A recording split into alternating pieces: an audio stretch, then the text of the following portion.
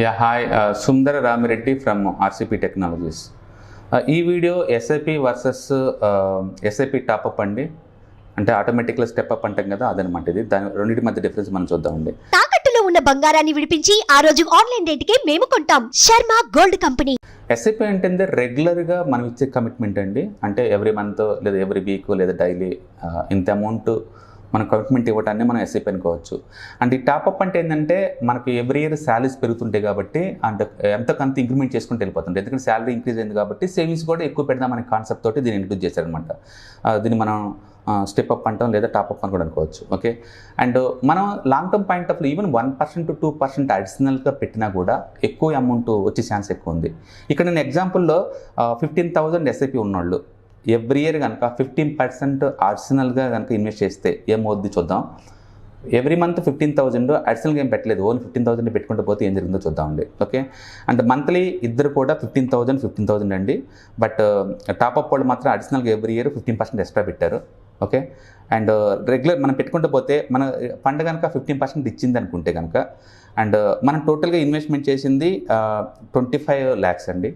ఎవరైతే SIP commitment fix 15,000కి ఇస్తారో వాళ్ళు పెట్టిన అమౌంట్ 27,000. ఎవరైతే ఎవ్రీ ఇయర్ 15% అడిషనల్ పెట్టుకుంటూ వెళ్ళిపోతుంటే వాళ్ళు పెట్టిన అమౌంట్ ఎంతంటే 85 lakhs అనమాట. 85 lakhs పెట్టారు వాళ్ళు, ఎక్స్ట్రా 15% అయినా సరే. ఓకే, అంటే టోటల్ ఇన్వెస్ట్మెంట్ మనం చూసుకుంటే ఆఫ్టర్ 15 years తర్వాత, అండ్ ఎవరైతే ఓన్లీ 15,000 పెడతారో వాళ్ళకి వచ్చిన అమౌంట్ 92 lakhs అండి. జస్ట్ 92 lakhs వచ్చినాయి. ఎవరైతే స్టెప్ అప్ ఎవ్రీ ఇయర్ 15% పెడతారో వాళ్ళకి వచ్చిన అమౌంట్ 2 crore అండి. 2 crore వీళ్ళకి వచ్చింది 92 lakh, వాళ్ళకి వచ్చింది 2 crore. డిఫరెన్స్ ఎంత అంటే మోర్ దెన్ 1 crore అండి. మోర్ దెన్ 1 crore అంటే ఇయర్లీ 15% ఎక్స్ట్రా పెట్టుకుంటే మీకు ఎంత రిటర్న్స్ ఎక్కువ వస్తే చూసుకోండి. ఒకవేళ స్టెప్ అప్ పెట్టడం ఇష్టం లేదు అనుకున్నారనుకోండి, దాని బదులు మార్కెట్ పడ్డప్పుడల్లా అడిషనల్గా మాన్యువల్ యూనిట్స్ మనం కొన్నాం అనుకోండి, అది బెస్ట్. అది ఇంకా ఎక్కువ రిటర్న్స్ వస్తుంది. వస్తాయి. ఎందుకంటే మనం 5 days బ్యాక్ చూసాము, small cap and mid cap mutual ఫండ్స్లో 5% డిస్కౌంట్ వచ్చింది.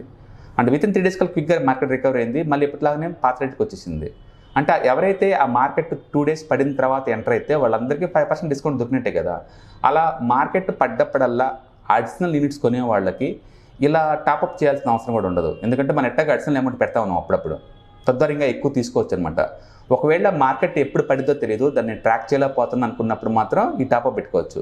ఏదైనా కానీ మీ ఇన్కమ్ పెరిగినప్పుడు సేవింగ్స్ కూడా పెంచడం అనేది చాలా ఇంపార్టెంట్ కాన్సెప్ట్. మీ ఇన్కమ్ పెరిగినప్పుడు సేవింగ్స్ పెరగడం చాలా ఇంపార్టెంట్. బోనస్ ఇలాంటివి వచ్చినప్పుడు అడిషనల్గా స్టాక్ మార్కెట్లో ఆపర్చునిటీ కనుకుంటే అడిషనల్ అమౌంట్ కొంటే చాలా ఇంపార్టెంట్. అందుకని ఎస్ఐపి పెట్టి మార్కెట్ని అలా వదిలేయద్దండి. డిప్ వచ్చిన ప్రతిసారి కూడా అడిషనల్ యూనిట్స్ అని కొనండి. లేదు అంటే ఈ టాప్అప్ ఎవ్రీ ఇయర్ ఒక 10 to 15% అడిషనల్ అమౌంట్ పెట్టుకుంటూ పోండి. తద్వారా లాంగ్ టర్మ్లో మంచి వెల్త్ క్రియేట్ చేసుకోవచ్చు. ఇక్కడ సీక్రెట్ ఏం లేదండి, టైం అంతే. టైం ప్లస్ కాంపోనెంట్ స్టార్ ఉండే దాంతో ఎక్కువ డబ్బు వస్తుందన్నమాట. చాలా తక్కువ శాలరీ వచ్చే వాళ్ళకి ఏంటంటే శాలరీ చాలటం లేదండి, ఇంకెలా పెడతా ఉంటారు. శాలరీ చాలటం కాదండి, సేవింగ్ అనేది ఒక హ్యాబిట్, అదొక యాటిట్యూడ్, అదొక ఫైనాన్షియల్ బిహేవియర్ అనమాట. అందుకని ఇక్కడ అమౌంట్ గురించి కాదు, ఆ బిహేవియర్ మీలో కనుక్కుంటే స్టార్ట్ అయితే అది ఓవర్ పీరియడ్ ఆఫ్ టైంలో పెద్ద వెల్త్ క్రియేట్ చేసిద్ది అనమాట. అందుకని చిన్న హ్యాబిట్స్ తోటి లాంగ్ టర్మ్లో వెల్త్ ఎలా క్రియేట్ చేసుకోవచ్చో మీకు ఇవి చెప్పిద్ది అనమాట ఇవి. అందుకని డిప్ వచ్చినప్పుడల్లా బై చేయండి. మీరు టాప్అప్ పెట్టలేదనుకోండి, స్టెప్ అప్ కనుక మీరు యాక్టివేట్ చేయకపోతే డిప్ వచ్చిన ప్రతిసారి అడిషనల్ యూనిట్స్ కొనండి. లేదు అంటే మీరు స్టెప్ అప్ పెట్టుకోండి ఎవ్రీ ఇయర్ అడిషనల్గా 10% 15%. బట్ అందరూ జాబ్ హోల్డర్ ఉండరు కాబట్టి శాలరీలో ఒకసారిగా రాకపోయి ఉండొచ్చు. అలాంటి వాళ్ళకి ఏంటంటే డిప్ అని బై చేసుకోవడం బెటర్. నన్ను అడిగితే రెండింటిలో ఏది బెటర్ అంటే డిప్ అని బై చేయమంటారు. ఎందుకంటే మీరు మార్కెట్ని మానిటర్ చేస్తూ ఉంటే మార్కెట్లో నిరంతరం ఎవ్రీ క్వార్టర్లో ఖచ్చితంగా 5% డిస్కౌంట్ వస్తాయి. అప్పుడప్పుడు వచ్చినప్పుడల్లా అడిషనల్ మాన్యువల్ యూనిట్స్ కొన్నారనుకోండి చాలు. మీకు ఓవరాల్గా ఎస్ఐపి అమౌంట్తో పాటు అడిషనల్ అమౌంట్ ఇన్వెస్ట్ చేస్తున్నారు కాబట్టి లాంగ్ టర్మ్లో మంచి వెల్త్ క్రియేట్ చేస్తుంది. సో మీకున్న ఛాయిస్ రెండు. ఎవ్రీ ఇయర్ ఆటోమేటిక్గా స్టెప్ అప్ పెట్టేసి 10 to 15% ఎక్కువ పెంచుకుంటూ పోతారా, ఒక రూటు.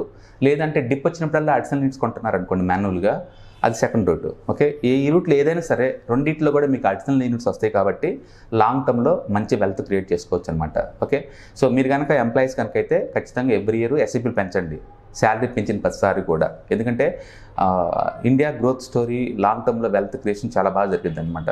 అందుకని ఎప్పుడు ఇలాంటి ఛాన్స్ మిస్ అవ్వమాకండి. మిగతా ఏ ఎసెట్ క్లాస్లో లేని ప్రత్యేకత స్టాక్ మార్కెట్లో ఏముందంటే దీంట్లో అప్పుడప్పుడు డిస్కౌంట్ మేళా జరుగుతూ ఉంటుంది.